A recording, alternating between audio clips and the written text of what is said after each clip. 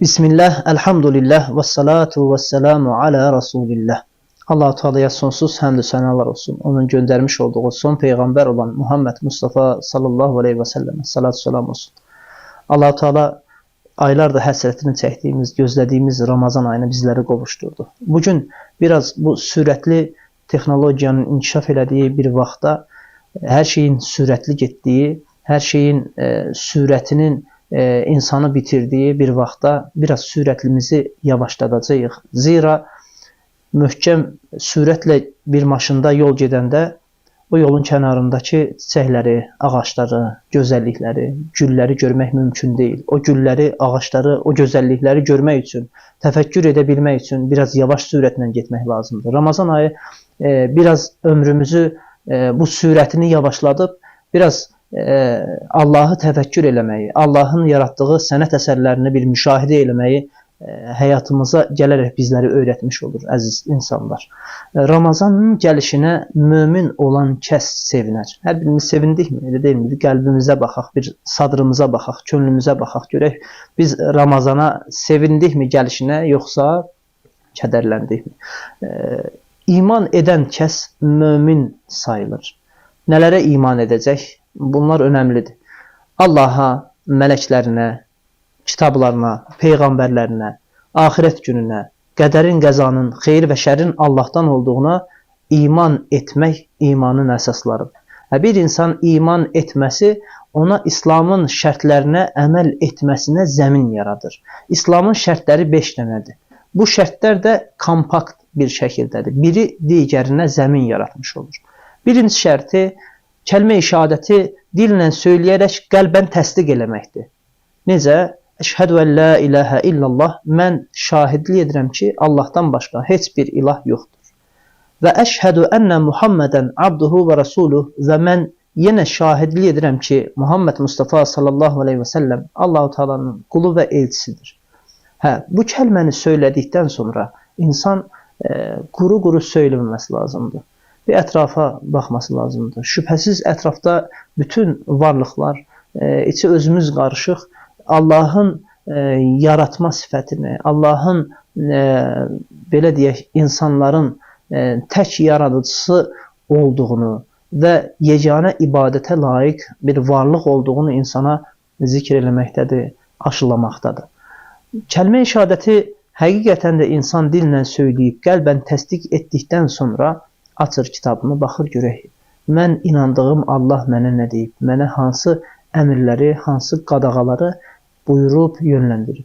Baxın, çox sevdiyimiz bir insan bizə bir yaxşılıq eləsə, heç tanımadığımız belə deyək, bir insan bizə bir yaxşılıq eləsə, məsələn bir hədiyyə göndəribdir, sənə bir maşın göndəribdir, bir də yanında bir məktub göndərib.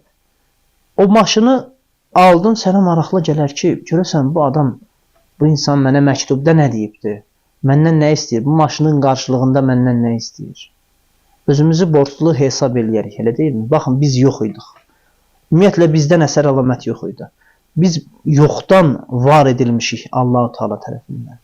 Bizə həyat bəxş edib, bizə ata-ana bəxş edib, bizə övlad bəxş edib, bizə ruzi verib, o ruzini yiyə biləcək ağız verib, yiyə bildikdən sonra onu həzm eləyə biləcək mədə veribdir. Bütün bunların qarşılığında o bayaq qeyd elədiyimiz məktub misalı bizə bir kitab göndərib Allah-u Teala.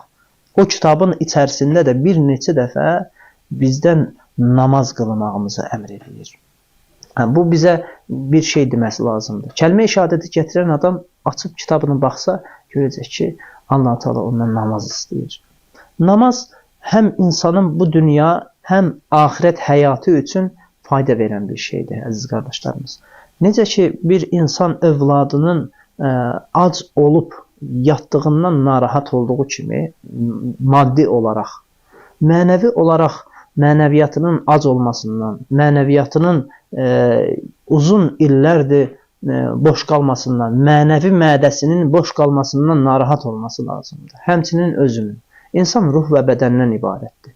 Biz son zamanlarda bu texnologiyanın inkişaf elədiyi bu dövrdə o qədər özümüzü texnologiyaya əsir eləmişik ki, mənəviyyatımız yadımızdan çıxıbdır. Qəlbi qidalarımız yadımızdan çıxıbdır. Allah Teala ancaq bizdən səlim bir qəlb istəyir.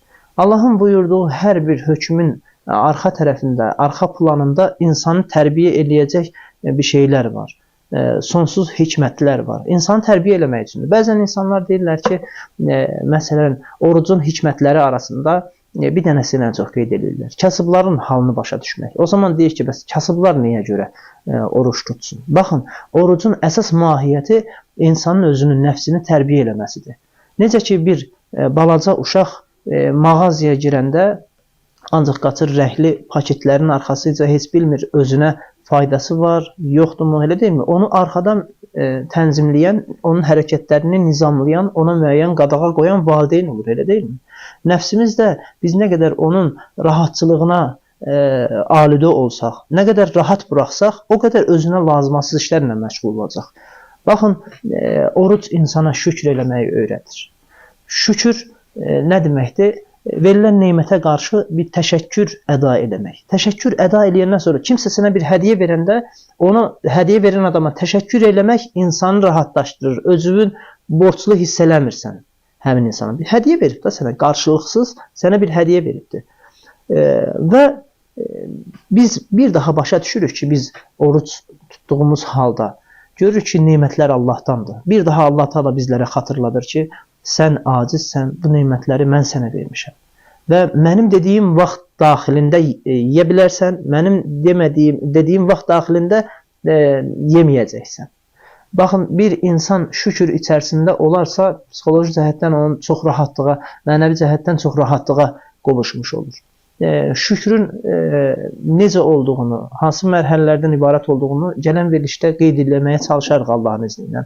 Ancaq şükür insanı çox rahatlaşdırır.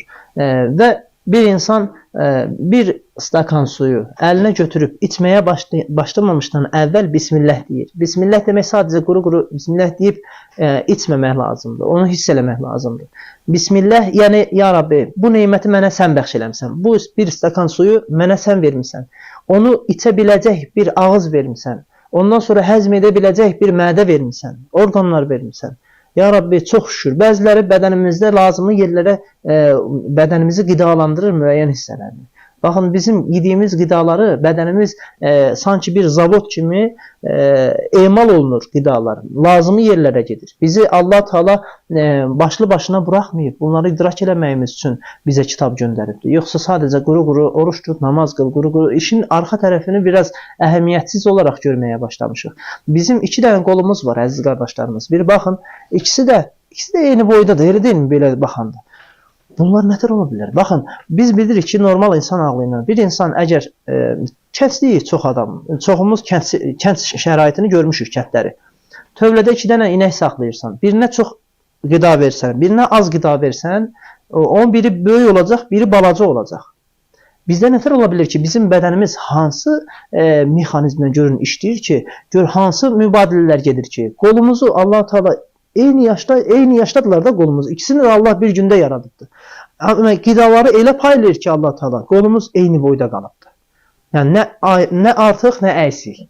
Bütün bu şeyləri görə bilmək üçün, bu işlərin arxasındakı, bu sənət əsərlərinin arxasındakı mənanı idrak eləyə bilməyimiz üçün Rəbbimiz bizdən oruç tutmağımızı istəyir. Bir yavaşla deyir sənə, bir neyməti yeməmişdən əvvəl məni xatırla. Onu yiyib qutarandan sonra məni xatırla. Sən aciz idin. Bunu həzm eləyəcək bir mədə səndə yox idi. Yoxdan var eləmişəm mən səni. Və bu şuur insanda ixlası artırmış olur. İxlas Allahın səni gördüyünü idrak eləyərəkdən həyatı bu yaşamaqdır.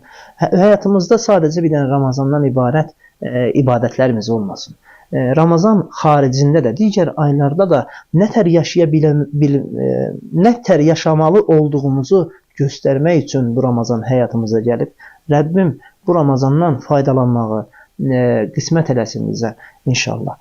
Digər bir ibadət də, daha doğrusu İslamın şərti də kəlmə-i şəhadəti dedik, namaz dedik, oruç dedik. Baxın, oruç. Oruç sadəcə az qalmaqdan ibarət bir şey deyil, əzizlər. Həzrət Əli bir kəlamında buyurur ki, deyir, ruhunuz oruç deyilsə, cisminizə əzab verməyin. İnşallah növbəti verilişimizdə də İslamın digər 2 şərti qaldı. Onları da qeyd eləyərik. Allah Teala tutduğumuz oruçları, etdiyimiz duaları qəbul eləsin. Necə ki Peyğəmbər sallallahu əleyhi və səlləm bir hədis şərifində buyurur ki, duanızla aranızdakı bəndi, səddi götürün. Deyirlər ki, o sədd nədir ya Rasulullah? Yəni sənin bu səbəblə duan qəbul olunur. Deyir ki, tövbəyə ehtiyacı olan günahındır deyir. Bəzi günahlarımız var. Onları biz tərk eləyə bilmirik və o duamızın qəbul olmasına belə deyək, maneə təşkil edir. Allah tövbə eləyən, istiğfar eləyən qullardan eləsin bizləri, hər birimizi inşallah. Ramazan ayını faydalı şəkildə keçirməyi Rəbbimiz bizlərə nəsib eyləsin.